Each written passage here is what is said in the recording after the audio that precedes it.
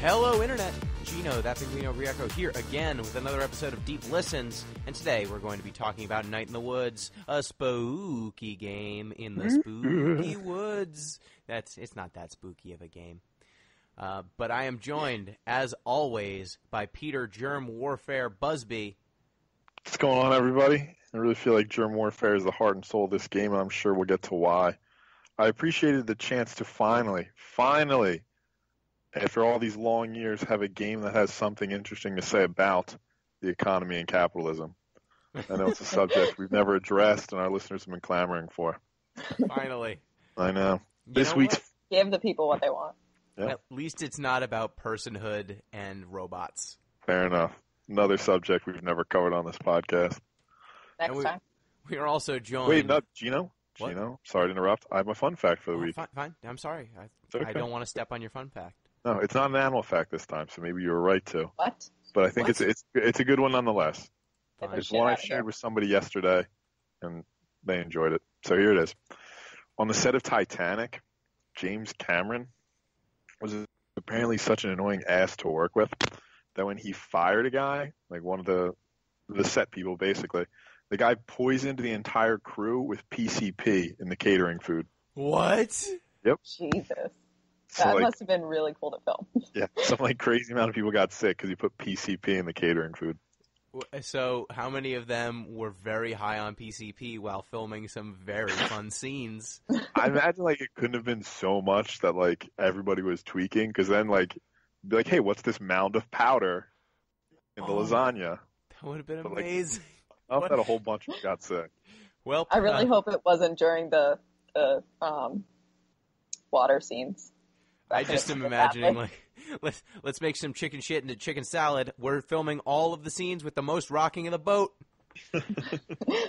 You're all seasick. You're seasick. You're seasick. Also, we need to run. We're gonna all jog. Running around the decks. Run around the decks. I have superhuman strength. Well, thank you for that very great fun fact. Absolutely. Our first PCP fun fact, but hopefully not our last. And we are joined, as for now, by Noelle Bay Griecco. Hello. Hello. Or Hi, it's guys. probably B. I like to say Bay. Yeah. Nice. Because I feel like Bay and May rhymes. It's nice. Yeah, I say bye. Yeah. Hi, guys. First. Hello. Yeah, hi. I was talking to the listeners, Gino. Oh, that's I'm making it about you. I'm sorry. Hi, listeners. This is the first video game I've ever picked for the podcast, so I hope you guys enjoy it. Good choice. One shot, one kill. Yeah. What is this nonsense? Then I walk away. What? Noelle, Whose you voice is sounded that? weird for a second. What's What? going on? You're Gino. What? What is this nonsense? You're not my sister. I'm also. Brilliant observation. I'm not. What are you doing recording a podcast about a good game? Are we not allowed to do that? Is it only basketball, Magic cards, You've and been delaying Final Fantasy? the inevitable. Oh, no. What? You've been asking for extensions. I haven't been. You've been asking for Shame. extensions. It's almost like I have to put myself in the torture chamber.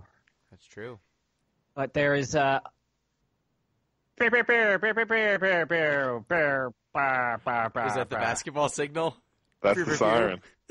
Everything's blown up. Everything's on fire. So, Gino, some coming in basketball live from stuff the has happened. wreckage. Coming in live from the NBA wreckage. We are here with our basketball correspondent, Chris Zombie Pie Redacted. Hello. Shit's on fire. Everyone's panicking. The Western Conference is basically blown up, and just hide your children, hide your wife. So, you are at Ground Zero in California, which I assume means you're right next to the Staples Center. What's it like right there? next to it. It's a great time to be a rookie in the Western Conference right now. You're going to be playing against the best players in the league. It's like the Western Conference is varsity and the Eastern Conference is junior varsity. It's great. It's all good. How is LeBron news making you feel?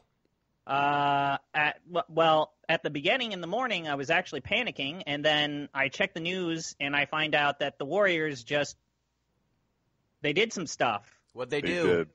NBA correspondent? I have word that they signed DeMarcus Cousins to a $5.3 million deal, basically filling in the extra cap they had when they made some deals with the rest of their players. Breaking news. He's the new JaVale McGee. He's the new JaVale McGee. They traded JaVale McGee to the Lakers, who decided that, Rondo and JaVale are better than Julius Randle for some fucking reason. And now the Warriors have the second greatest center in the league? Yeah, coming off an Achilles tear, which is, who knows if he'll be the same, but he's still the second best center in the league? 1 year, 5.3. You can't afford not to do it. He's probably the most skilled center in the league by a pretty big margin. He shoots 40% from three. Maybe they can convince him to take his athletic side, like training his body seriously.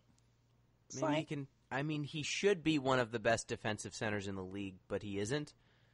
If he can just give 40% effort most of the time, because most of the people that were playing at center before were bad, and no matter how much you taught them, they were very limited and bad.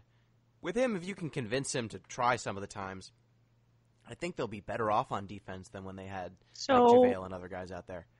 My gut opinion is that Boogie Cousins is great at doing defense. Just tell him to stop caring about his offensive stats. Just tell him to don't worry. Do you think they factor him into the Hamptons 5 lineup, or do you think they put him on the B team whenever the Hamptons 5 needs a break? I think it really depends on how he does. If he comes back and he's healthy, then I think he's on the closing lineup. If he comes back and he's out of shape and he's not trying, then congratulations, you are captain of the bench. And one last thing, NBA correspondent. Nick Stauskas has signed a minimum. He has signed a minimum contract with the Portland Trailblazers. How does that make you feel? First-round draft picks for the Sacramento Kings continue to be the true all-stars of the league. Why is he not in China yet? Why isn't he in China? Because, even China looks at him and is like, I don't need we don't need sour cream. We're lactose intolerant. Sauce Castillo. Well, was he the best minimum contract signed this free agency scramble, or was the Timberwolves signing Derrick Rose to a 1-year deal at the minimum better? I prefer Derrick Rose. Keep cashing them checks, cha-ching. I prefer Derrick Rose. Are you goddamn kidding me? No. Derrick Rose has an the communistical word of reason right now. Stauskas is nothing, right? He's a non-entity. Derrick Rose is actively harmful to the team. I think you think wrong. Whatever you're about to say. This is a Tom Thibodeau thing. This is a Tibbs move. So, yeah, 100%. As a minimum contract, can he be Jamal Crawford on your bench? No. Just that. No. But not as bad. But defense. bad. But are you basically saying, hey, Derrick Rose, can you occasionally hurt players every now and again? That's not Jamal's thing. Don't you slander Jamal. I think he can be a offense-only guy for 10 minutes. I don't think Nick Stauskas can play NBA basketball. I've seen nothing over his career that makes me think he can. And they're getting the same amount of money, so, Well, thank you, NBA correspondent, coming in from the smoldering crater that used to be California. What? We need to announce return of the Final Fantasy podcast sometime soon. That'll probably be soon. That'll probably be the next off-week podcast is my plan, but we'll see. It's really bad. It's one of the worst things I've ever played. It's one of the worst games I've ever played, and we're going to have to rank it. Yeah. That's Pete, a little spoiler for you. I don't want to hear any shit from Pete or the eventual return of the prodigal son, Billy, about anything that Gino makes you play, because I went through this shit, and it is a true clunker. I'm glad you did, because I sure as hell wasn't. It's the worst game ever to be asked of an editor of the Deep Listens podcast series. It is worse than Sonic: The Dark Brotherhood. Because it Sonic ends. Chronicles. You say it right. The Dark Brotherhood? No, you say it right. Or you don't say it at all. Sonic Chronicles, Yeah. Yes? The Dark Brotherhood? There you go. Silent Hill: The Room? Or This is Silent definitely Hill worse 4? than Silent Hill 4: The Room. It's better than Barkley Shut Up and Jam? It's Gotcha. better than... What was another clunker that It's not better Gino than made? any of those. It's worse It's than all of them. worse. It's worse than all of these games. Yeah. So It when might you be the guys worst thing all we've talk had about, oh, I couldn't finish the game because it was so bad, it's like, I finished Final Fantasy 13. Hey, I And my finished it. Steam thing, my thing says that I have put... Gino, look up your stats. How many hours have you sunk into this bullshit? It's like 40. I was done with it I at have 10. sunk in, if I include the Giant Bomb Community Endurance Run, I have sunk in 80 hours of my life Fuck. into Final Fantasy 13. That's far too many hours. Well, we Do will anything, really. we will be having a Final Fantasy 13 podcast in the not too distant future. Thank you, NBA correspondent, coming in from the still flaming wreckage that is the Sacramento Kings. Yeah, another breaking report. The Houston Rockets, just everything's on fire. Everything's Oh, no. on fire in the Houston Rockets, and then OKC just they're all drunk and puking, and they think that's fine. Sounds like the Timberwolves were going to throw a party because they were finally going to make the playoffs and do okay, and now they're sad. They're sad. They're gonna roll the dice. All right, thank you, ZP. Goodbye. Bye. All right, now that lunatic's gone, we can finally discuss things that matter, and that is emails. You.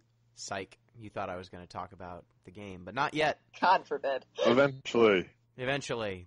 We've got an email. This comes in. And if you want to get in touch with the show, you can do so at DeepListensPod on Twitter, deeplistens.libsyn.com. You can hit up our comment sections or deeplistenspodcast@gmail.com. This comes in from our YouTube comments. This which is the we do first not- time I've heard you do it right. Sorry. It's Yeah, fine. very Thank you. I excited need for the you. Go encouragement. ahead. This is positive reinforcement. I'll do it better Yeah. next time because you said this. You're This welcome. comes in from frequent commenter John Atwood. Hey guys, and the lovely Noelle, or Billy, the lovely Billy if he's back. The youngest and most inquisitive Atwood is back with another few questions for you. Please feel free to ignore any and all if you think they won't improve the podcast. Well, this is the feedback we've got, so here we are. We're not a picky podcast. We're not. I'm in need of any essential readings to be able to properly discuss ethics and humanity. I've started building some basic artificial intelligence software. I've read a few books on the ethics of cloning and the creation of generalized AI, and I flipped through the genealogy of morals a few years ago. What should I read next, oh wise keepers of the OG Video Game Book Club? Answer that one first. Pete, I feel like you have the most opinions on this. So he wants books on morality. So I guess you really want to sort of start at the source.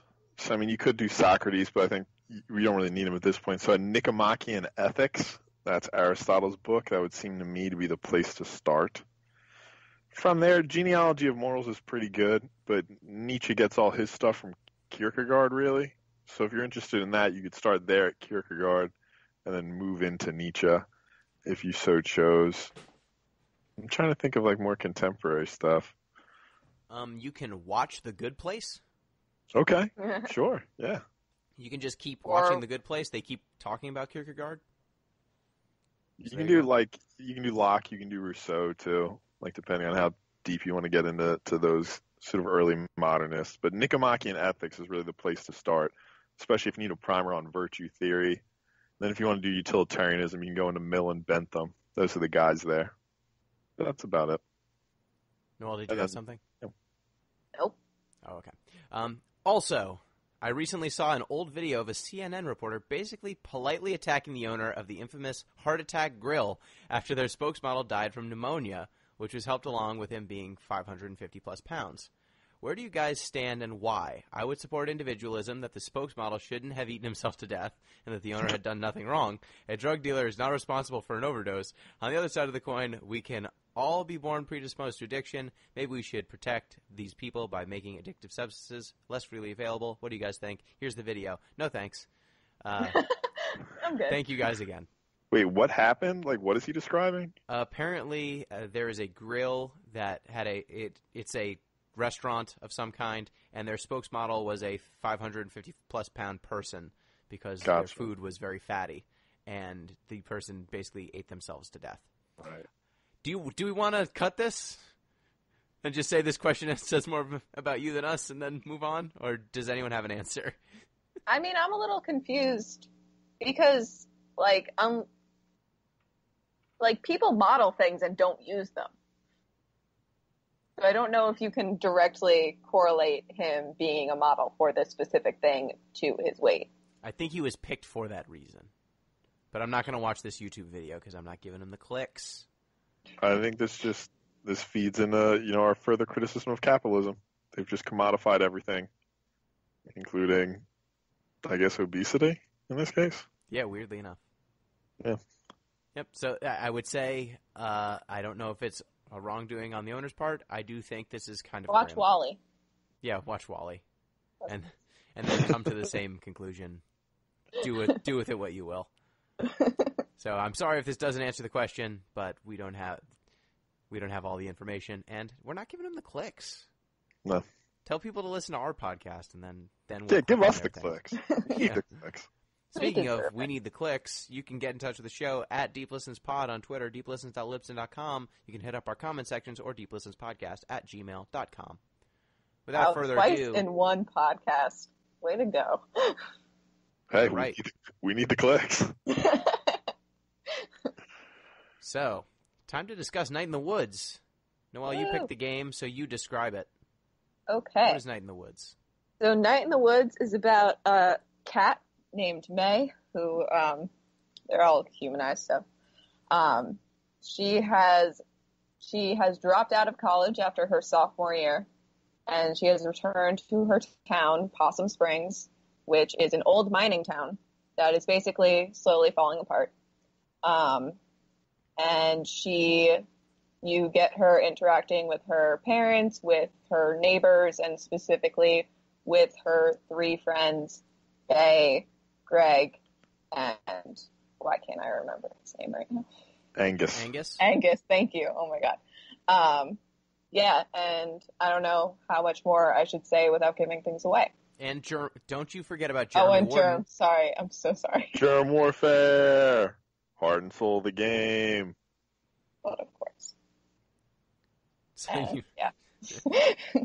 The game follows May as she kind of reconnects with her hometown and her friends from high school and middle school, kind of coping with being back in town after being gone for a while. And there's also a kind of like mystery element going on as well. May has nightmares that there's some Scoobying going on. Yeah. They're trying to figure out some mysteries. They're a group of teens, or not quite teens, trying to solve some mysteries. Young adults, I guess, what would the term be? Yeah, they're 20. Wherever you want to put that in the category of people. Yeah. So the basic gameplay is pretty interesting, I think. It's a little mix of platforming with some basic dialogue selection, and it's almost like a Mass Effect loop, where you're kind of walking up to these different friends who you want to spend time with, and you have a finite amount of time to spend with each person, so you can kind of pick who you're going to hang out with on any given day, and by picking to hang out with them, you kind of get to see these predefined events that play out between May and her friends. That kind of, gives you a little bit more insight into where they come from and what they're about. Who did you guys focus on as, like, the friend that you hung out with the most? I hung out with Bay the most. She seemed the coolest to me. I also hung out with Bay the most, but I made that decision because I felt like Greg had Angus, and Bay didn't really have anyone. So I felt like I needed to be there with her. I also hung out with Bay the most because she's a crocodile. Is she a crocodile or an alligator? Regardless. Can you tell? No, No. not regardless, Gino. This distinction's important, all right? This podcast doesn't mess around. This is deep listening. Especially with animal facts. She's a crocodile. She's got the narrow snout instead of the wide snout of the alligator. Okay. But Well, Sure. I don't know enough to fact check you on this one. great, that's the Honestly, perfect she's amount. always in profile, so how can you tell? That's true. Because the Checkmate. thing I'm reading right now says she's a crocodile. Oh, okay. 'Cause the Crocodile internet it is. said so. And she also chain smokes. She does. Yeah.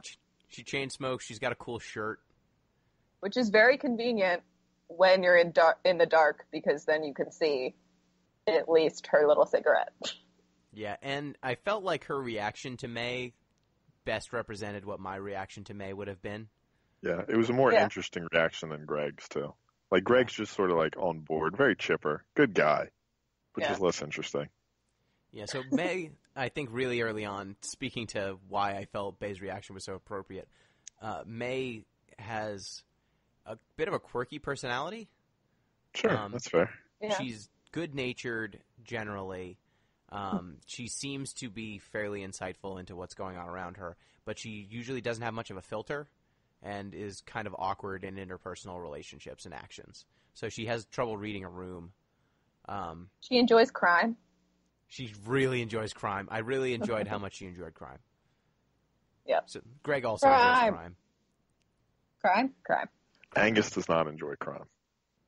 which is Angus doesn't mess around. opposites attract. Yeah. And her general, she's also depressed, very clearly, Mm-hmm. and anxious. anxious. So a lot of those things Anxiety. manifest themselves. Yeah, and manic. So what would you have? She's does not the game manic. diagnose Greg her? is manic. Sorry, what? Does the game diagnose May, or does it? It No. says a bunch of That's- stuff, but Which is actually, I think, one of my favorite parts of the game is that they actually never like directly mention mental illness in reference to pretty much any of the characters, but it's just like based on their actions, you can tell, or like the things that they're saying or anything like that. You can tell what they're all afflicted with, but I like the fact that it wasn't about the mental illnesses, it was about the people who have them. Mm-hmm. yeah. And May, I do think they explicitly say, like, Bay or Beatrice, Bay kind of diagnoses people. Hey, baby. She says that Greg is bipolar, and she says that May is depressed. But that is Yeah, also but she has no authority. yes, she has no authority, and she is She's just got a lot of Judgmental. opinions. Yeah. she's Yeah. very judgmental. Yeah. So it's kind of to be taken with a grain of salt. You know what? She's had it hard. She has. She can be judgmental if she wants to. Yeah, fair point. That's fair. So everyone kind of, it sounds like, hung out with her the most. What did you think of her Okay. story? Of Bay's story? Because I feel like each of these stories kind of play out in tiny vignettes that sometimes interact with the larger narrative, but it seems like you're kind of digging into each of these characters individually for the most part. Yeah. Do you want to talk about Possum Springs first or the characters? I think Um, Possum Springs is a character unto itself. I think we should talk about Possum Springs just so we can situate the characters yeah. in their milieu, so to speak. Yeah. So, Yeah, and also it's hard to talk about the characters without spoiling everything. that's true. Pete, why don't you situate us in Possum Springs? What is this town that May has returned to? Sure. So Possum Springs is sort of, if you picture like a prototypical rundown sort of, it was mining, right? That was their industry? Yeah. Yeah. So it's basically a rundown mining town, right? Like the mines have closed, people are mostly out of work, and it seems like at this point these sort of, you can think of them as like Walmart stand-ins have sort of moved in. Like I think they have it's like a ham something. It was a great name, but now I can't remember the store. There's a Snack Falcon. Snack Falcon. Mm. That place is So, like, great. Yeah, these sort of generic stores move in. Like I think the best thing to understand about it is that apparently there's still a thriving video rental store, Yes. which tells you probably all you need to know about Possum Springs. Like this is a place where people worked in the mines, it's closed down, and now the town's basically on its last legs. High unemployment, people sort of don't really know what to do with their time. And it's sort of just like a prototypical ex-mining town, really. Food Donkey. Food Donkey, yeah, great store names. I imagine these stores And Ham are fairly, Panther. Ham Okay, there we go. Panther, that was it. Ham Panther. I imagine these stores are fairly shady, but like if they weren't, I would have patronized them on the name alone. Yeah, I think that the game does a pretty great job of depicting this town because throughout the game you'll go to these different locations, like different places that are just small mom and pop stores will fall into disrepair over time, like Postabilities, the amazing Italian restaurant. And May's pizza crushed place. when that closes. So Yeah. crushed. That But then there are place tacos. goes out of business. Yeah, the Social Security office is very prominent in town, and it never goes out of business. Yep. There's, I think, a place called Party Hut Party Yep. Hut? that is That out is of closed business down. and never rents. Yeah. And never rents anything. There's just a lot of great touches to make the city feel alive. Like the city is built on a floodplain, and underground, I guess, when the mines were thriving, they started building an underground trolley system. But there was a gigantic flood that flooded the entire underground trolley network and killed many residents in the town. And so now the underground section where the trolleys are, they did not get rid of the trolleys. They did not drain the water. They didn't bother to because the town was so run down at that point, or on its way to it, so they didn't bother. But there's still like a pierogi stand, I think, or like a pretzel store Yeah. down there. It's weird. Yeah, it's weirdly both. Like they just like really leaned into the alliteration. Like that's what our customers want. Yeah, and it's basically just this underground area that is flooded, decaying. Like they don't even Yet it necessarily. somehow has fish. Yep. Don't think they're safe to eat. Yeah. But someone's fishing there a lot. I don't know why. That place is full of teens doing drugs and graffiti, As teens do. as they do, and then a dude making pierogies that don't seem to sell. And on top of that, there's like all of the mall, like the mall you eventually go to. There's 2 stores that are still open in the mall, and the explanation is that all of the stores that people go to now are strip malls that are along the highway, and the highway's far away. So you can kind of just see this town bleeding out. Yep. It's Actively. not going to be around for much longer, it seems. Yeah, and all of the buildings that matter were constructed in like the early 1900s, very clearly, like down to the big. I think it's it's an apartment building, but it used to be some sort of library or something. And there's just a picture. There's a statue of a big capitalist who built this place, and then all of his workers like happily living their lives. And now it's just a rundown apartment building that's rent controlled. Yeah, I think she said when she got there, the newest thing that they had is like the bus station. It was like the newest building. Yeah, and that the Snack Falcon had like knocked out another chain, and that was impressive. And Snack Falcon is like a 7-Eleven, and she was super impressed. But like a way cooler name. Yeah, way cooler name. That's fair. But also, it seems like all of these stores in town are just like going out of business or do not care about their employees at all. Like, you can steal from stores and no one seems to care all that much. Greg works at the Snack Falcon and just breaks light bulbs and steals things constantly, and he doesn't get fired. Is that not what he's supposed to do? No, I don't think weird. so. Like, Angus works a night shift at the video store. No, he works the day shift. The day shift at the video store? Yeah, the woman works the night shift. I never saw him in the video store. I always walked by and it was the lady in there. Well, it's Every like a time? family business, so I think he can bounce pretty much whenever he wants. Yeah, it seems like everyone's But he's getting in there paid a to lot. do kind of nothing. Oh, maybe I just never visited him at the right time. How rude. I'm sorry. I didn't hang out much with Angus Angus. deserved your friendship, and you didn't give it to him. I didn't hang out with Germ Warfare either. Can you hang out with Germ You didn't Warfare? hang out with... God, you missed like Yeah. the whole game. Really? All the important parts. Yeah, Germ Warfare is it. Like, he's the thing. Damn it. I hung out with Greg a little bit, Bay a little bit, Angus just a tiny bit, Germ Warfare not at all. Oh, And really? then I found there's also a church A very large church. The church is the biggest building, I think, in the game. Yeah. Yeah, May's probably. mom works at the church. But it's also empty. That's also true. The pastor's there. Yes. And then Bruce lives in the woods outside of it. Bruce. Yeah, there's a homeless guy in the woods. And a bunch of teens that say cryptic shit and Yeah, carve those are pentagrams. weird. As teens do. I feel like you're confused about what teens do. I mean, it's been a long time since I've seen any teens. It's true, but not Didn't that you long teach since you've been one. Teens a little bit. You did teach teens. I guess technically, yeah. They would have been 18. They didn't do Yeah. any drugs in my classroom, I'll tell you that much right now. If they did, I didn't notice.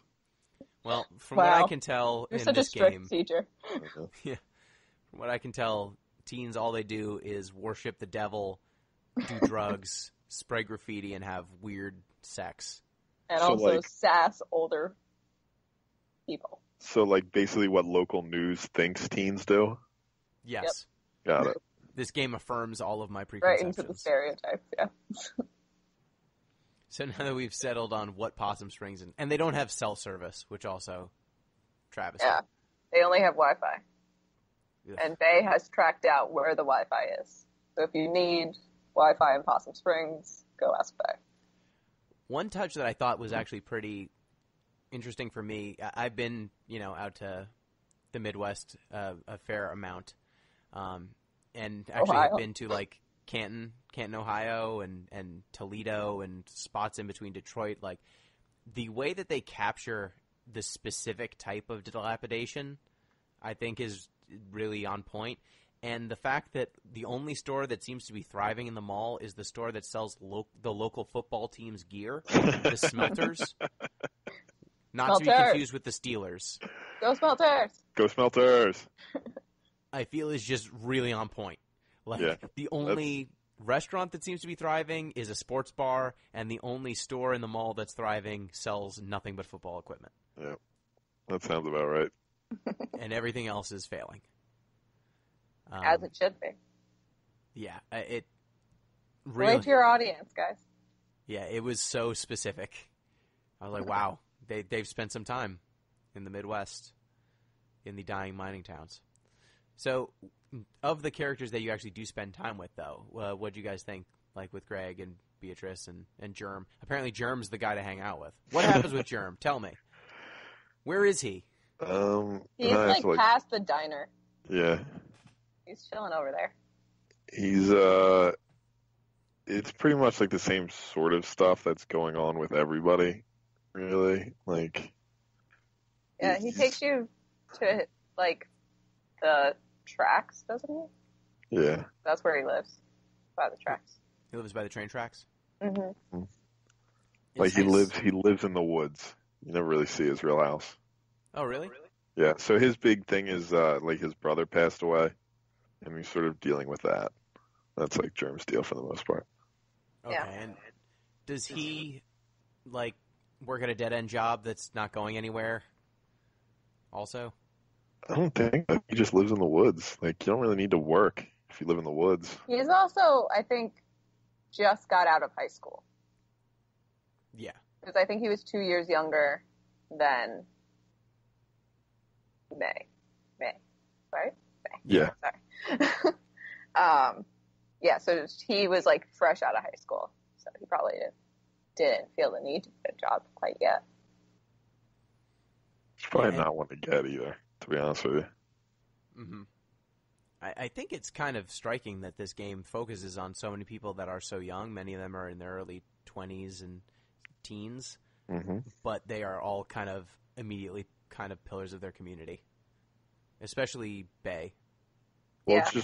it's really an economic necessity at a certain point. Like the sort of extended adolescence of college or something is an economic opportunity not afforded to everybody, as the game makes clear. That's something that I think, something that Bay says really like captured that well. Mhm. That she was like, well, I stayed here and grew up, and you went to college and stayed the same. Which I was like, yeah, that's pretty much the gist of college versus going straight into the real world. Yeah. Yeah, and I think, like, some of the characters, there's a character who reads poetry who lives right next to you. She writes poetry. Don't She sell. writes and reads it. She Don't does both. sell Selmer's short. Yeah. Selmer's at one point tries to sell you, like, Amway products, like beauty products. Some sort of pyramid schemey sort of thing. She will offer it to you. I picked up on it. Like, it's not very explicit, but it seems like that's the sort of deal she's getting at. Like, all of these dead-end sort of jobs that go nowhere and scams seem to be the only jobs in town other than, like, cop. Which is not a great look. Yeah. And all of these characters are basically thrust into these very intense situations. So what of the characters, like, which of their plights did you identify with the most, or what did you think about them? Well, like, they're all depressing. Like, these people have had bad things These are not happen. uplifting stories. No, by no means. But, like, Angus's, I think, is the worst, right? Like, Bae, like, bad things happen to her, but it's not as if, like, it's somebody's fault, right? Like, her mother got sick, like, a tragedy, obviously, but, like, she wasn't actively abused. Like, Angus's mother would lock him in the pantry, and he would try to, like, telepathically escape, and, like, that's why he doesn't believe in the supernatural at this point. Like, his mother didn't feed him, and, like, him and his brother still go out and visit her. Like, that's intense. Like, that's serious stuff. That is very serious stuff. I didn't hang know out that. with Angus Yeah. enough to find that out. Yeah, Angus has some shit going on in his life. Wow. I knew that, like, they referenced the fact that, like, he didn't get along with his family, but I didn't know it was to that extreme. And also I knew that his dad was, like, an alcoholic because May's dad said, like, oh, I used to hang out with his dad when I used to go to the bar, but then I didn't see him as much once I stopped drinking. Yeah. Oh. Yeah. Greg? I don't know. Is he still alive? Dad? Angus's dad? Yeah. Yeah. I don't remember that. I know, like, it only mentions visiting his mother, as far as I remember. And Greg is just kind of zany, but very clearly, like, has some issues as well. Like, Yeah. Commits crimes to pass the time, but is also trying to Yeah, save he has up, a lot of like, enough money to move away. he has a lot of impulse control Mm-hmm. problems. Yeah, Angus is a good fit for him. They're good together. Yeah. I like them together. Yeah, I did enjoy Greg trying to articulate why his grandfather's World War I, very clearly German helmet was not a problematic racist piece of paraphernalia. Well, yeah, because there's a bullet hole in it, so that person's dead. So there you go. So it's fine. Yep. Yeah, my granddad got shot in the head, but I guess it missed the important brain parts. And whatever, I put an anarchy sign on it, so now it's fine. it's good now. Yeah, I just found a lot of the ruminations that these characters have to be really resonant and on point. Like, Time May at one point says, not knowing how something worked used to seem like magic. That just, for a while, I think it was either Bae or May when they're in the mall, and they were saying how I think Bae was talking about how, looking at the rafters, she used to think God was up there, and that was where God was controlling everything from, and everything was going to be okay. In the mall. Okay. In, like, the rafters of the mall. Yeah, sure. Whatever. And it turned out that, obviously, no. Turns out he was there. Like, I don't know why people aren't visiting this mall more. Yeah. But just not knowing how the world works makes it seem much more magical. And as soon as you know how the world works, like, a lot of the situations of the people around May, she does not seem to understand what's going on or, like, what the ramifications of all these characters' relationships are. But everyone who's stayed in town and who's kind of been paying attention 100% understands. Like, Bae has this amazing moment where you're talking to her, and she's talking about her job and how she can't really quit because she is now the manager of a store that her family has always owned. Ever since her mom passed away, her dad kind of had a mental breakdown and couldn't run the business anymore.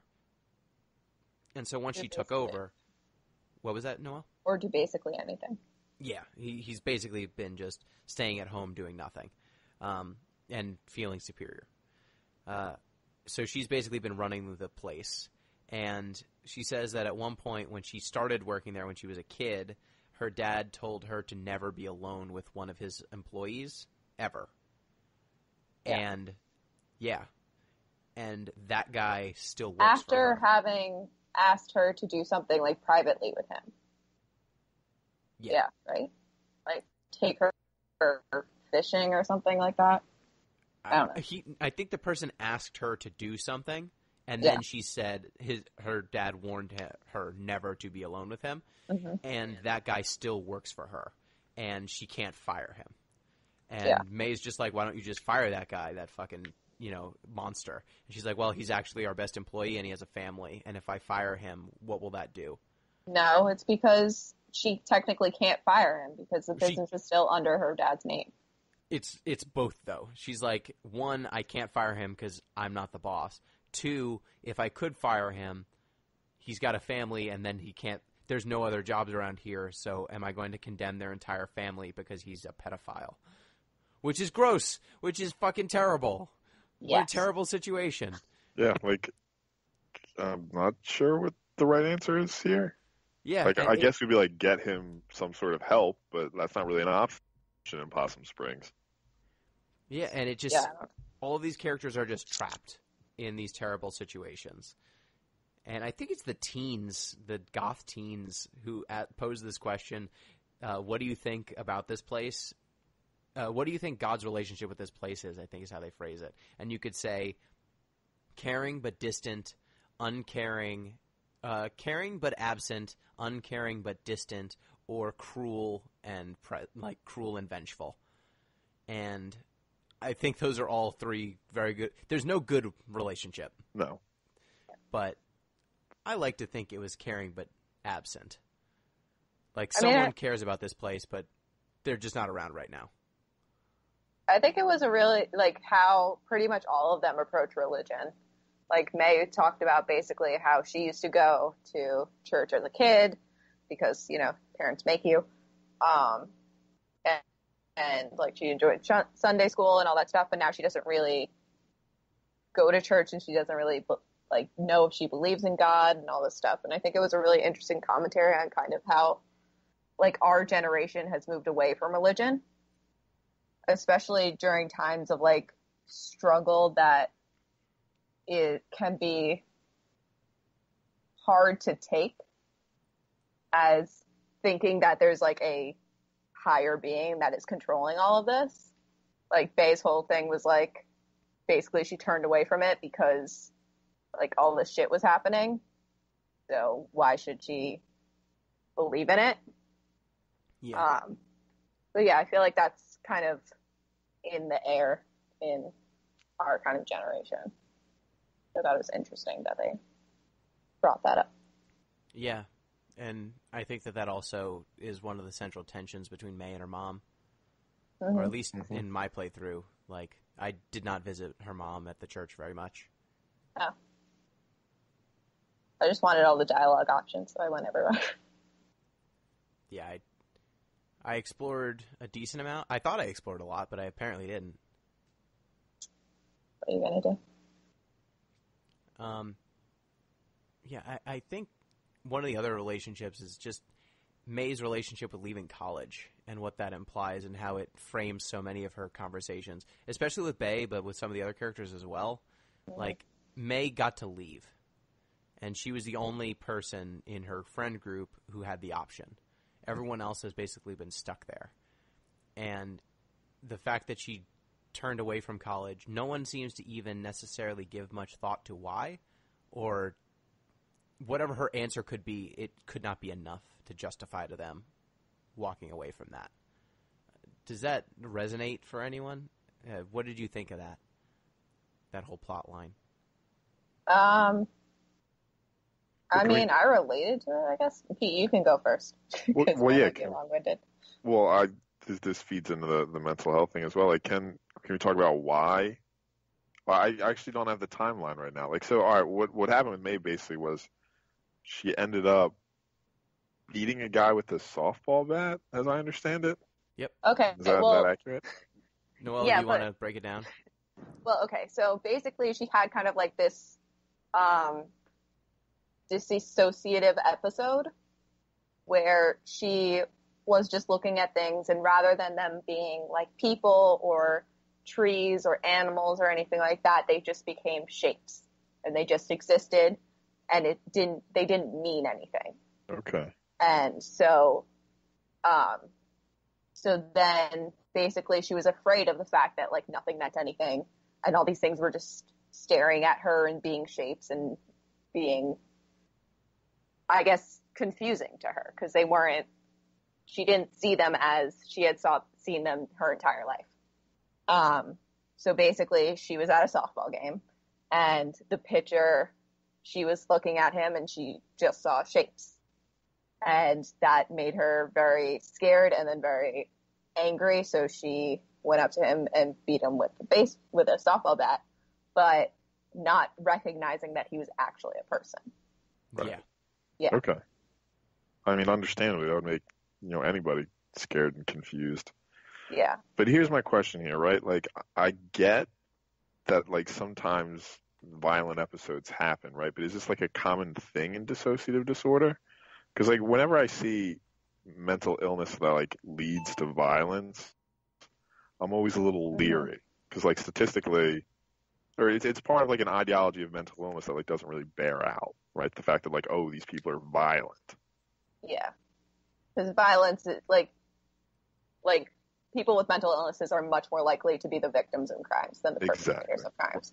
So that'd be my question, right? It's like, okay, is this something that actually like makes sense within the context of dissociative disorder, or is this more like, all right, we've sort of chosen a narrative device that maybe doesn't really bear out and is problematic really in its way?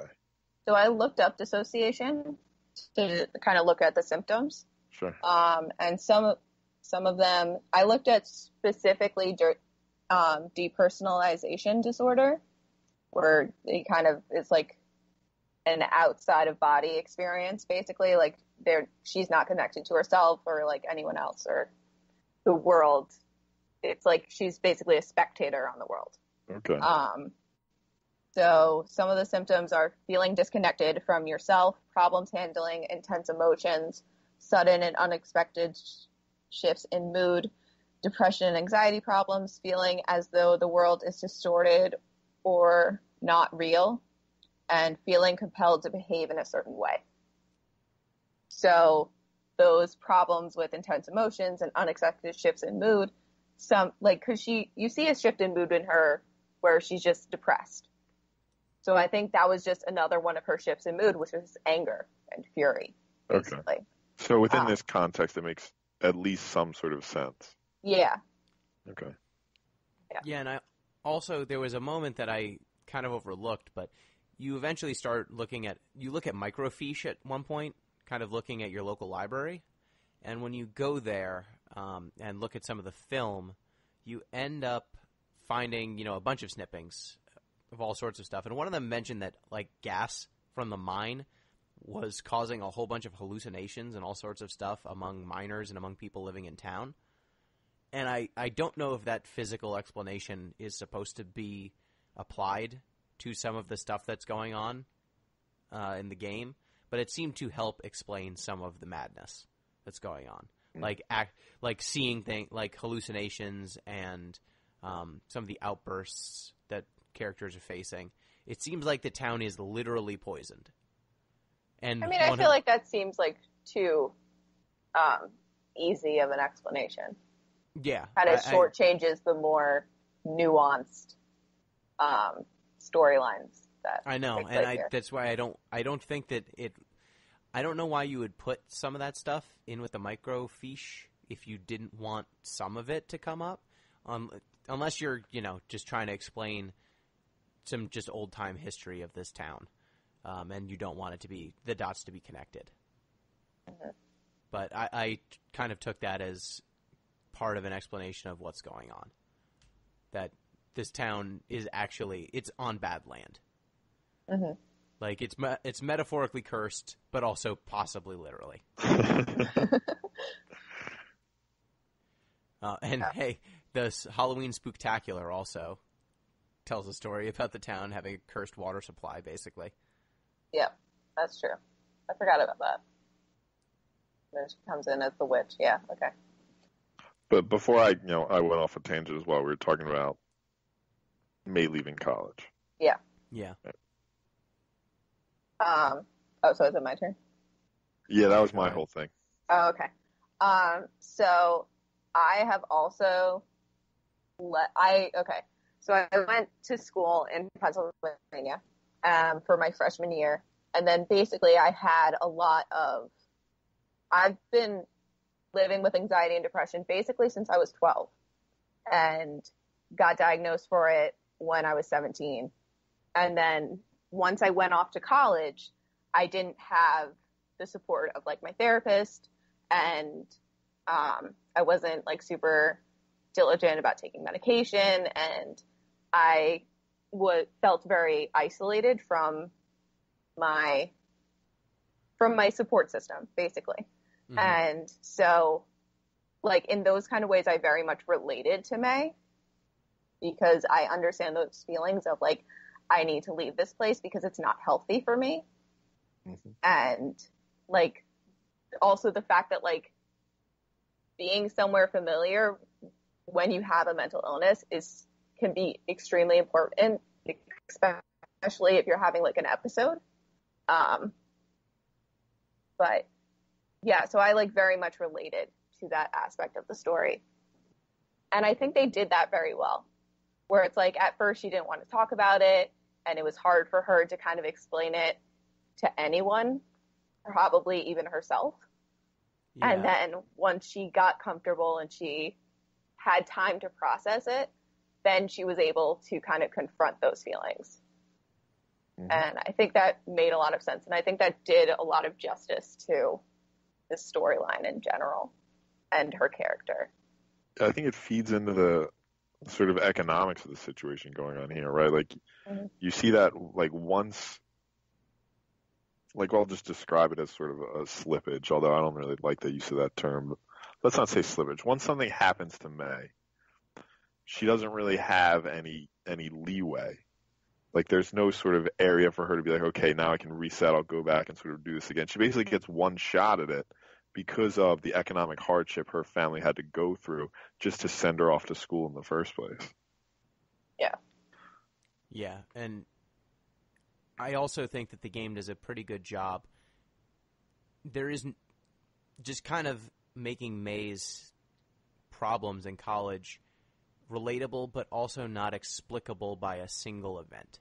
Mm-hmm. Because so often it might be easy to say, oh, May had this one bad experience and that's the reason she left college. Or, academic failure, or, all sorts of stuff that would have been nice, tidy explanations. When she finally gets around to explaining why, it's a combination of factors. Like, she has her disassociation was not completely under control, so she still had that. She ran into triggers that she didn't expect when she was in college. Those caused her to kind of hole up and not go to classes, which caused the classes to kind of spiral out of control. And it all kind of, by not having a support system, not having proper mental health care, like she's sent to this psychologist who's not a psychologist. She's sent to like the town doctor. Yeah. And he just who was like a dentist a and like a GP and so like shitty. All these other things, and he's awful. And I think that's one of the things that like struck me the most is how much a misdiagnosis can really like be so detrimental to a person with mental illnesses, because she's basically told by this doctor, like, okay, you have anger issues, like get your anger issues under control and like basically like repress them. Like, don't talk about your feelings, don't think about your feelings, just repress it all. And write it in a journal. Yeah. Or don't even write your feelings, just write in a journal. It could be whatever. Not great advice from the doctor. Yeah, no, not super great. But the fact that like one thing that was really a turning point in my mental health is like I found out like I had a name for what I was feeling. And it made sense in that context. Like depression and anxiety, I was like, okay, this all makes sense now. Like it's not I'm just being difficult, and my head's just hurting all the time, and my stomach's hurting all the time, and like I'm feel uncomfortable, but like it's not anything bigger than that. It's just stuff that I need to figure out by myself. Once it was like, no, it's actually your brain chemistry that is doing this and making you feel this way. That is when like I felt so much better about the things that were happening in my head. So I couldn't imagine being May having not having that language to describe her feelings. Yeah, and that language is definitely a big recurring theme. Yeah. Yeah, just no one knowing really how to articulate it. Yeah. Yeah. So it's the same with pretty much all the characters. Like Faye definitely has some like depression issues. But she would never like say that out loud. And Greg definitely has some manic symptoms. But they don't, because they're in this like small rural town that's basically falling apart. They don't have the access to the mental health care or to the education that can teach you about your mental health. So did you guys get to see the scene where May and Bae go to a college town? Yes. No. Okay. So party. I think so. Yeah, that's Party a so scene. hard. They go to a college town. Yeah, Bae wants to party, and she basically poses as a college student to flirt with college guys, and May kind of blows up her spot, not being able to read the room. Vintage May. She can't read the room. She can't tell like what's going on, so she just kind of makes fun of these college guys, like, "Oh, Bae, she's so cool. She hates rich tools like you guys. Ha ha ha ha ha." She's like brings up that her grandpa died, and just like kills the mood. And Bae eventually runs away, and they just have this conversation like afterwards, like, "You've ruined it," and she's just like, college is the thing that I wanted the most, and as soon as my mom died, it was taken away from me, and I can't imagine you've basically thrown away for seemingly no reason something that I could never have, and is my dream, actively my dream. That's the one thing I want, and I can't have it. And I think she does articulate that she's depressed, at least a little bit in there, but it just makes you realize, like you said, Noelle, how much each of these characters just need just a little bit of help. Yeah. They're all functioning, but all hurting. Yeah, they're Yeah. scraping way by. Yeah. They're And they don't functioning need to. kind of in like a haze of like not understanding themselves, if that makes sense. Or understanding but not being able to see a future. Not being able to like divine an actual future.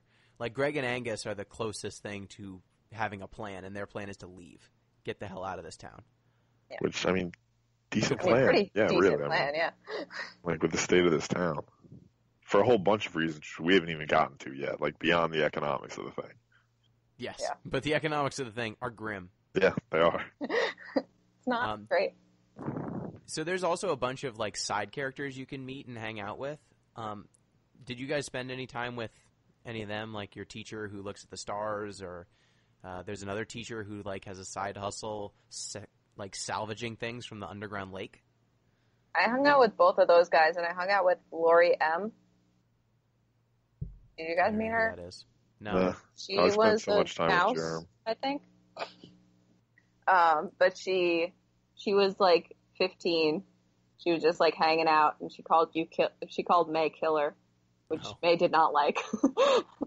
And basically, she told May like, "Hey, my mom told me like not to hang out with you or like talk to you." I remember And that then- part. Yeah, and she was like, "Oh, well, like your mom sounds lovely. I can't wait to meet her." And she's like, "Well, you can't because she's dead." Yes, I And remember then that. like, "Oh, Abrupt turn. well, this got awkward." Yeah. But yeah, so she wants to make horror movies. Is the Lori M story? Oh, cool. Maybe like chill with her and talk about her future in horror movie making. Pete, did you like the constellations and the astrology stuff? I actually didn't do too much of the astrology stuff, if I'm being honest. Really? Yeah, but astrology is going to loom large, in the discussion we're about to have. Okay, So- because I like the astrology guy. Some of the stories. My favorite was Big Snake. Big snake. Big Snake. You find the Big Snake constellation, and Is that a your real teacher's like, constellation? yeah, this one's Oh. Big Snake. And We you're call like, it Big Snake. We call it Big Snake. And you're like, what's up with Big Snake? It's a big snake. What did it... So what's its story? Because all of these are like little parables, and this person, she was a soldier, and she was just one of many revolutionary soldiers, but her name was known, so she became a symbol for the revolution. And then she was killed in the final assault against these fascists, but she was thrown into a mass grave, and so they say that now her bones are mixed with everyone's bones, and now she's in all of us. Wait, so Gino, was it astrology or astronomy? Astronomy? Okay, it's different than astrology. Is it? Yeah. Astronomy is like the actual science of stars. Astrology is trying to predict the future through the stars. Oh, it was astrology. It was constellations and just like they weren't predicting the future. They were just Astronomy. telling So stories that's about the astronomy. constellations. Yeah, okay. Yeah. Yeah. That's astronomy. Astronomy. Yes. So You want to talk there's about your sign? That's There's Big astrology, Snake. yes. Yeah. Big Snake. And Big the story of Big Snake is that it's a big snake, and it wrapped up a town, and then was killed by the people in the town. The end. Okay. Great That's the story best for story. Big Snake. So what about stars, Pete? You were going to talk about? So are we... Yeah, let's do the thing. There's We're a gonna talk murder about the mystery Black that's Goat? happening also. There Yes. is. Gino, would you like to describe the murder mystery? So at like day one, you find an arm.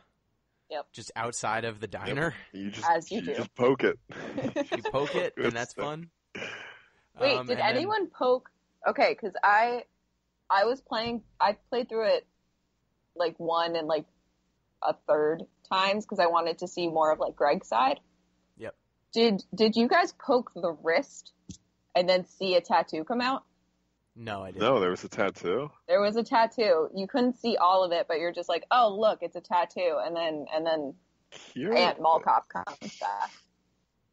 By the way, May has an aunt that's the cop, and she calls her Aunt Malcop. Yep. Just to give I just kept context to trying that. I kept trying to poke the cockroach that was running around by the arm. Yeah. That was hard. I just made it bend funny ways. So you find That's an what arm. I did the first time. You find an arm, and then on Halloween, you see a like kid on a cell phone get kidnapped, basically, and May thinks that it was a ghost that kidnapped the kid, and you basically go on a journey to try and find out what the hell happened. Yeah. Is that And that good kind enough? of leads to May's like slow disintegration into like a deep depression slash Yeah. like dissociative episode because she's having like these crazy dreams and can't sleep and is always tired and it's like a whole thing. I don't know how else to describe it. Yeah. That sounds about right. Yeah. I actually want to go even further than that, though. Dun dun dun. So eventually, right, you sort of try to solve this whole murder mystery thing, and you end up in the mines, right? Yes. And you come across this cult, the cult of the Black Goat. That's Is that what they call kind of themselves? call themselves? yeah, They describe the thing they're feeding as the Black Goat. that's the Black Goat, right? So it's a fairly standard death cult, I guess. Like they're As standard death cult. yeah, so as death cults go, it's So, pretty obvious. question before we discuss the death cult, can we just, when you find the death cult and it turns out it's a death cult, like you go to two different locations? I only went to Yeah. 2 different locations. Yeah, you I can went- only go to 2. Okay, I went to the graveyard and I went to the historical society. Me too. When I went to those 2, like you see flashes of this person who's in the death cult. Yeah, they like have a and- specific outfit. Yeah, Are they they have all a there? they have a team uniform. Mm-hmm. And you eventually track them down to the mines, and there's an encounter with them, and you see them basically like kill one of their own. And I did not. Then the game just breaks down and it becomes dreamy for a while, and May's like unconscious, and then you control Bay for a little bit, and all these different sequences that happen made Or me you think control that it was who not real.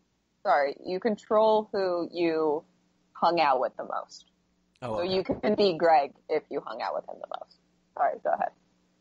Okay, so that entire sequence, I did not know that anything was. I didn't know what was real and not real at that point, and I thought the game did a pretty good job of blurring the lines right there. Yeah. Because it's a death cult. So go ahead, Pete. Okay, so the death cult. Like I said, pretty standard death cult as death cults go. But basically what they're doing is they're sacrificing, how would you describe them? Undesirables, I guess would be how the death cult would describe them. People in the town that won't be missed. Right? Vagrants. Vagrants, good. That's a solid one. They're killing people to appease this black goat in the hopes that basically he'll revitalize the town. Right? That's their strategy here. So I want to make an argument that the Black Goat Death Cult is really the hero of this game. Okay. No, I don't want to actually go that far. Damn it. But what I do want to talk about is sort of what the psychology of this is really, like sort of what's happening here that would lead the Death Cult to form in the first place. So in order to do that, I'm going to refer to a book by the philosopher Adorno, whose first name I can't remember right now. Let me look it up. Theodore. So Theodore Adorno wrote this book about astrology called Stars Down to Earth, right? And his whole theory or thesis really was, okay, how do these irrational practices arise in the first place, right? Like why would people turn to astrology? And his answer is basically that people do this to sort of address an irrationality in life itself. So let me just give sort of a couple quotes here, right? So the irrationality of astrology reflects the type of irrationality in which the total order of life presents itself to most individuals, opaqueness and inscrutability, right? So they turn to astrology because life itself is irrational, basically in the same way that astrology was, right? Moving further. So here's sort of the big thought, right? This is what I want to get to. People of even supposedly normal minds are prepared to accept systems of delusions for the simple reason that it is too difficult to distinguish such systems from the equally inexorable and opaque ones under which they actually live their lives. But in this case, right, the irrational serves some specific psychological functions, right? If we think about it in terms of astrology, it gives agency to the people, right, because they can sort of interact with the stars. They can, model their lives in that direction. But it also leaves their dependency, right? They don't have to be completely independent because the stars ultimately hold sway. And it also provides a sort of metaphysical and therefore more dignified justification for what's going on in the social system, right? Because, this is the cosmos itself that's making me, poor, giving me my promotion or whatever. It doesn't have anything to do with me or the sort of economics around me. You guys with me so far? Yeah. I mean, Bae even kind of articulates some of those ideas when she's talking about her belief in God early on when she's a child, that even though bad things were happening around her, it all seemed okay because someone had a big plan upstairs, and so it would all work out in the end. Exactly, right? So this is basically what the black hole is doing. They don't really understand why the town's failing, because these sort of economic systems are so huge and unwieldy that there's no real way to get your head around it, right? These sort of reified systems. So instead, they turn to this black goat so they can say, okay, I don't necessarily understand why we're poor because these economics are so huge, so far beyond us. So we're going to pray to the black goat and hopefully they'll fix it, right? So it's sort of a commentary on, okay, what happens when the social systems that actually govern our lives are so dense, so far beyond us that they can no longer be comprehended. And at that point, your only option really is to sacrifice derelicts to a goat. Throw them down a big hole. That's Look, if we sacrifice enough people, then we're going to have – the minds are going to reopen, guys. Yeah, because that's they don't have any other option. They can't open the minds themselves. They can't really sort of organize the community to do it instead. But this is all that's left. What a bleak and terrible end game. Yeah. The end game that they're going to throw lives away for is to reopen this death factory that throughout when you read the microfiche and some of the histories, like, tons of people have died in that mine. Oh, yeah. Like, that mine cost a bunch of people their lives. It hamstrung the town because the town was built on swampland to support that mine. So the town is hamstrung because it's built in land that should not be worked upon, that should not be lived in. Like, all of this could have been avoided. Sinkholes everywhere. There's sinkholes everywhere. The town should not be. No, it's a bad deal. And they are also reinforcing their own social order because they kill outsiders and vagrants. Yeah. So they basically prioritize anyone in town who they deem to be of a social good, and they kill everyone else slowly but surely. Yeah, it's an essentially fascist structure, really. But I think there's an obvious parallel here to a very famous short story, one of my personal favorites. It's called The Lottery. Have you guys ever read The Lottery? It's sort of a middle school staple. No. So not that I remember. Okay. It's a short story by Shirley Jackson. So I'm going to pause for a moment. It's from the New Yorker, too, so you know it's good. Everybody listening to the podcast, I'm going to give you a second to pause it. Pause the podcast. Go read The Lottery. Okay, do it now. Okay, we're back. Wow. Did you do it? What a good story I read. Yeah, it was incredible. I'm glad we all enjoyed it. So if you didn't read it, here's the spoiler, right? Basically, the story unfolds. People are drawing lots. And at the end, whoever loses the lottery gets stoned to death in order to appease the harvest gods, basically, right? In order to ensure there's a bountiful harvest this year. So it's basically the same thing the Black Goat death cult's doing. But I think the interesting thing is the turn in what they're trying to address, right? So if we think about, okay, these lotteries, these sort of irrationalities are meant to deal with a system that's important to our lives, but we fundamentally don't understand. We can't grapple with our dependency on it. And in the case of the lottery, it's literally the weather, right? Like it's Mother Nature. It's these sort of huge systems of nature that are fundamentally adversarial to us and our aims. But by the time we get to, I should say the lottery was published in 1947, I want to say, 48 maybe. But by the time we get to A Night in the Woods, we've solved nature, right? There's no more worry about the weather, right? We've got this on lock, right? Just read the Farmer's Almanac or something. But now the fundamental social system that we don't understand, that we can't comprehend, is one we've created. It's the economy, right? The sort of the plight of the worker. So I think it's interesting to see, like, okay, if we just look 7 years forward, the fundamental irrationality in our lives is this economic system we've created because we've mastered nature so thoroughly at this point. Yeah, I think that it's interesting, just real quick, I think that it's interesting that the thing that they have mastered, they've mastered nature, but the reason why we cannot solve many of the environmental problems of Possum Springs is because no one in the larger society gives a shit about Possum Springs. No, nobody does. Like, you could solve their underground water problem. You could revitalize some of, their town with an injection of money. There are things to be done for Possum Springs. Like, you could revitalize that location, but no one cares to. No. They'd rather just let it die. Mm-hmm. Noelle, you wanted to say something? Yeah, kind of. What I was going to say. It was about, okay, so basically, like, Pete, I agree with your connections to, like, other things. Good, you good. Good, awesome. That's all I had to say. Very nice.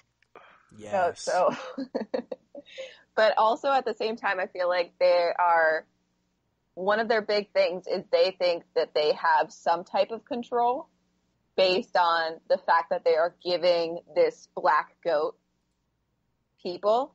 They think that they are somehow controlling, like, the luck of the town, basically. And if you appease this god, then, like, everything will be fine. But if you don't, then everything will go to shit because, like, they were saying how when no one was doing this, like, there was a flood that, like, wiped out a bunch of people. Mm-hmm. And then something else happened. I forget. It was like, snowstorm. So basically, they are taking, as much as they are, like, putting stuff on the black goat and saying, you take care of us because we can't take care of ourselves and we don't understand this, so you have to understand this for us. They are also like, okay, well, we have control, at least a little control over how this town, like basically the weather in the town. And if anything, any horribly bad weather is going to befall them, then they can stop it by feeding these people to the black goat. Yeah. No, and Noelle, I'm very glad you brought this up. This is one of Adorno's other points, is that we can't really, like, yeah, no, you're basically as good at this as Adorno is. Congratulations. So good. Like, psychologically, we can't acknowledge our full dependence on these systems because it has sort of all these implications about, personal freedom and what options are really available to us in our lives. So instead we concoct these sort of specious arguments where it's like, no, here's the way I really do have control. In this case, it's through the black goat. Yeah. Yeah. And, the people that really have answers, like Bae, who just really needs she needs very little prompting to talk about socialism. Like, it is very funny. That's like, I think May tells her, why don't you just leave? Why don't you just run away? Like, you're too smart to be wasting away at this stupid hardware store.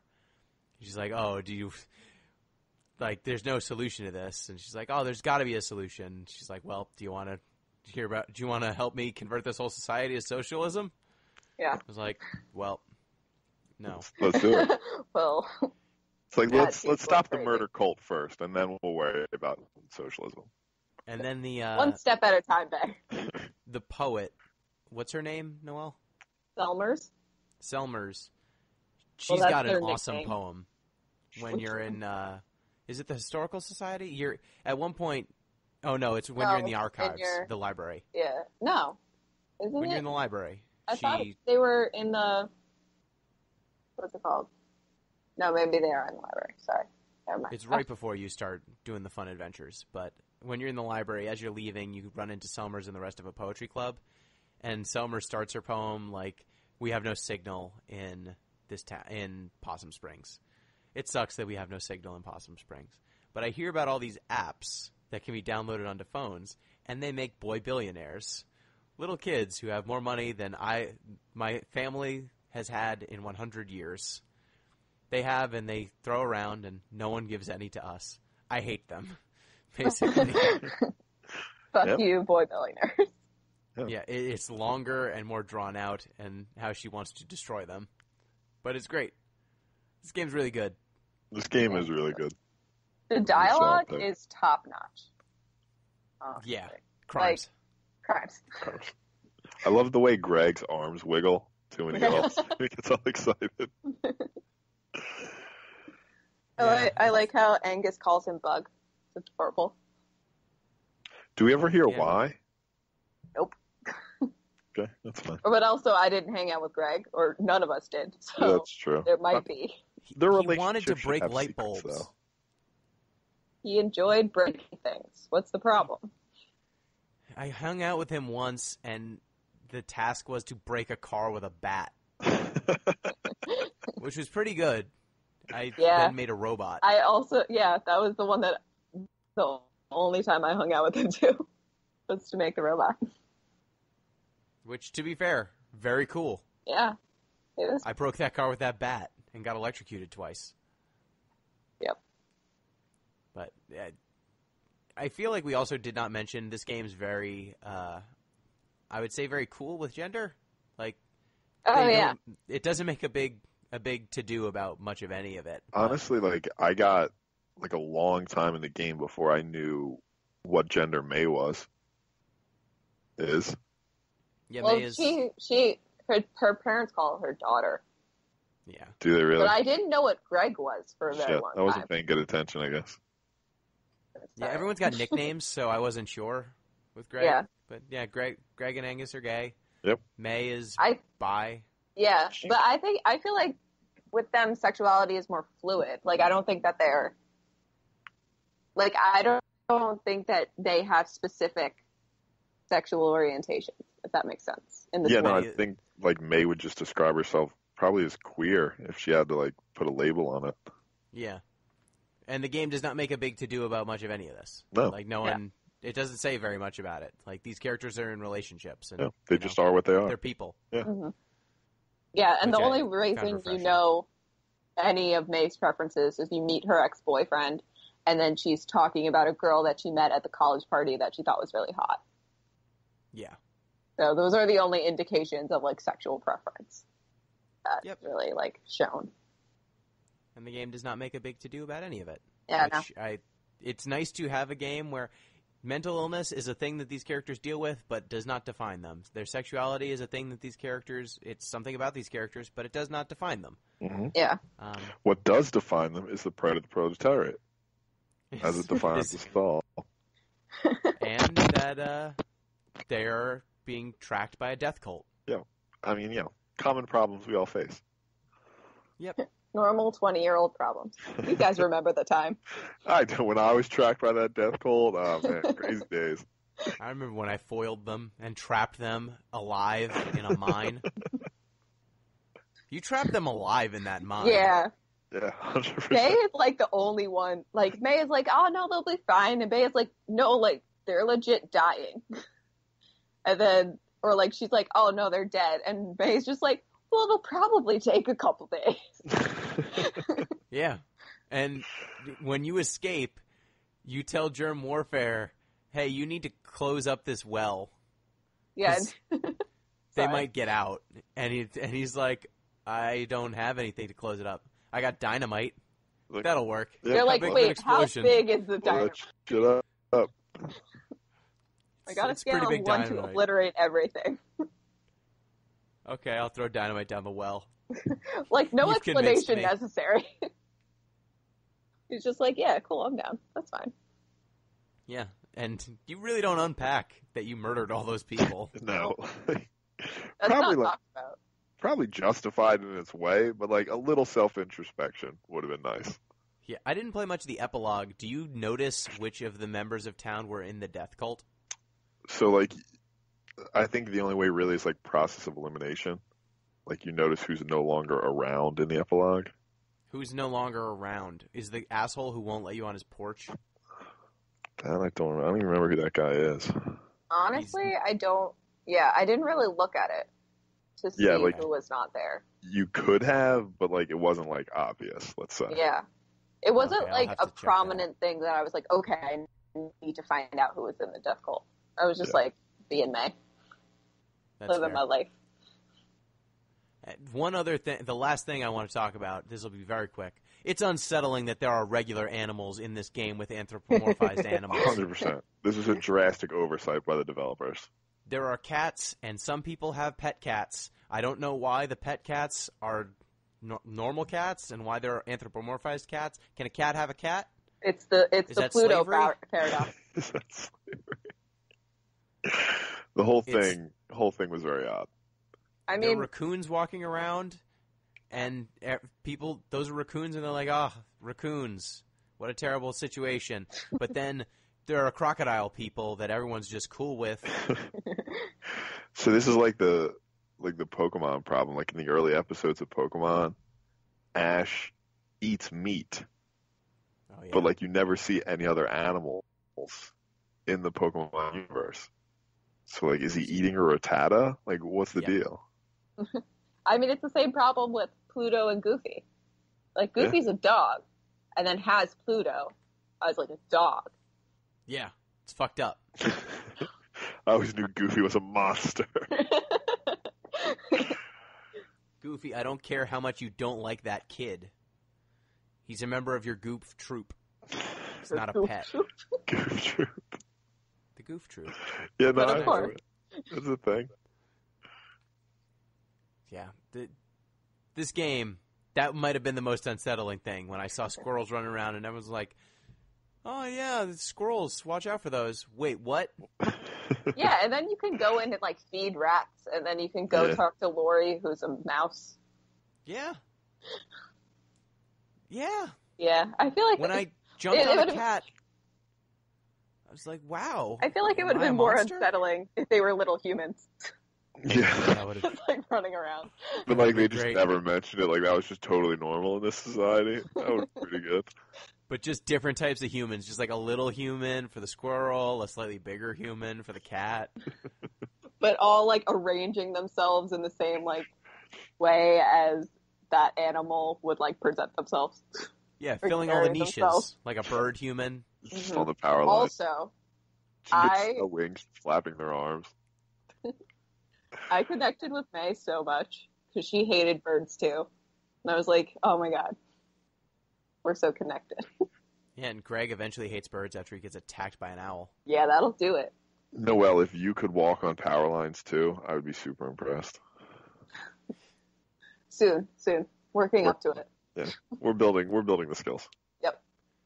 Just So how not to get electrocuted whilst doing it. Only problem. No, that's fine. You can do that once. Only That's one. cool. Then you lose your adjectives, like that girl. Yeah.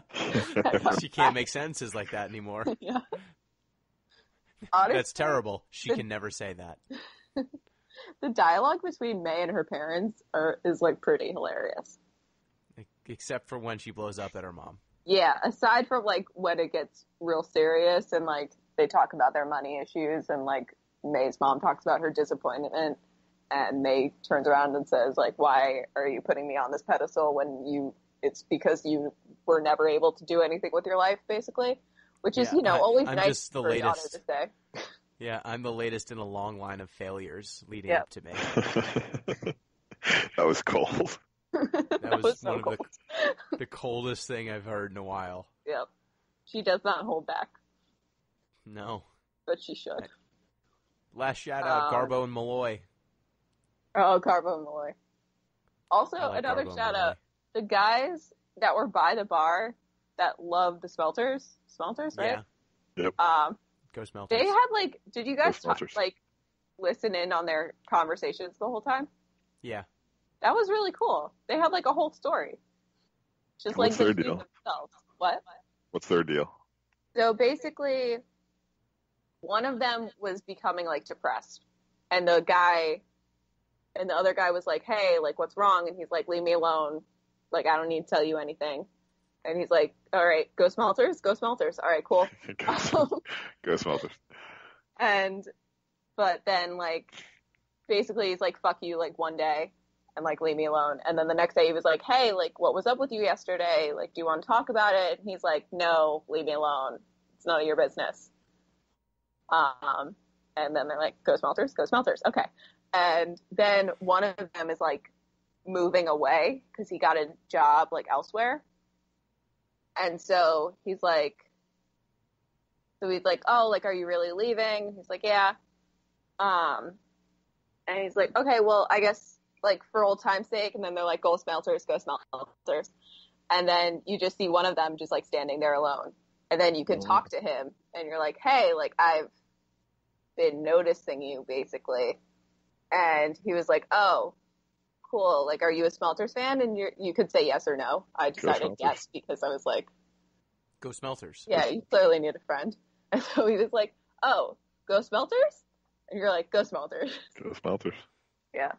But I feel like it was a really interesting, like, description of kind of a quintessential male relationship in, like, a very stereotypical way. Yeah.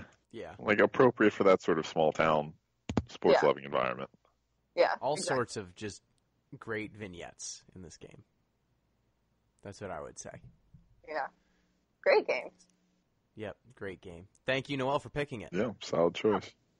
No. So, I also, reminder. Oh, sorry. go ahead.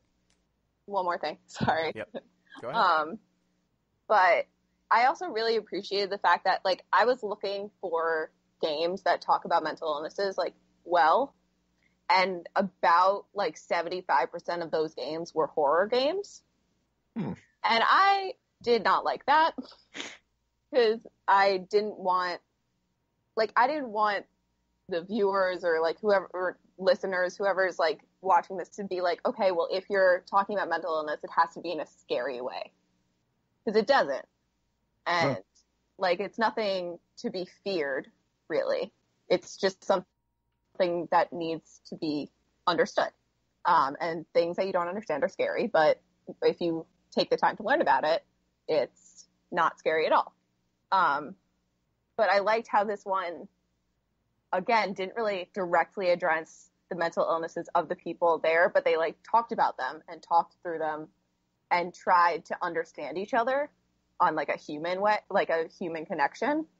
And also the fact that like these were animals. Like it's a very kid-friendly game that also deals with like very serious topics.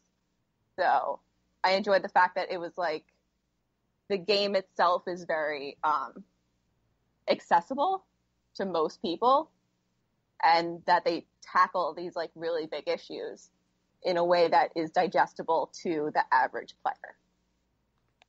I agree. Mm-hmm. Yeah. Crimes. So, thank you, listeners. If you want to get in touch with the show, you can do so at Deep Listens Pod on Twitter, deeplistens.libsyn.com. We've got comment sections, and deeplistenspodcast@gmail.com. For our next episode... Are you just showing off now? I usually get it. Just because when you've been on the podcast, I've gotten it wrong. I usually do get it. Sure. But... Pete? No, he's usually pretty good. I definitely don't want to do it, so I'm not going to criticize the way he does. Fair point. Understand. For our next episode, we will be fulfilling a promise we made during the community endurance run. Someone donated to pick a game for us, and we are going to get around to that now. Okay. Billy will be back, apparently, assuming he doesn't bail again. Yeah, maybe. He was supposed to be back this time, but he was sick, so that's fine. Whatever. ZP has a punishment prepared for him, I'm sure. That's still a thing, by the way. If people miss shows, you have to play one of ZP's terrible games. Wow. So does he have to play 4? I don't know.